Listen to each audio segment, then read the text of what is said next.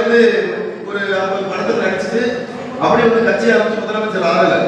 முதல்ல வந்து புரட்சித் தலைவர் எம்ஜிஆர் வந்து திமுகவில் இணைஞ்சு அந்த திமுகவை வந்து வளர்த்து அண்ணாவை முதலமைச்சராகுவதற்கு முன்னுதாரணமாக இருந்து அவர் அதற்கிடையில எம்எல்சியா இருந்து எம்எல்ஏவா இருந்து பல கட்சி பணிகளை செஞ்சு மக்கள் பணிகளை செஞ்சு அதுக்கப்புறம் அரசியல் வந்தார். அதாவது 10% நடிகராக இருந்தாருன்னா 90% இருக்கிறது ஒரு சமூக நலவாதியா, சமூகத்தில் இருக்கிறவாதியா, மக்கள் பணியாளரா, மக்கள் கொடுத்தாரா, மக்கள் சேவகராக இருந்து அதுக்கப்புறம் அதிமுக இயக்கம் நம்மள மாதிரி தொண்டர்களாம் சேர்ந்து போக்க வச்சு மக்களும் அவர் முதலமைச்சர் ஆகிறாங்க.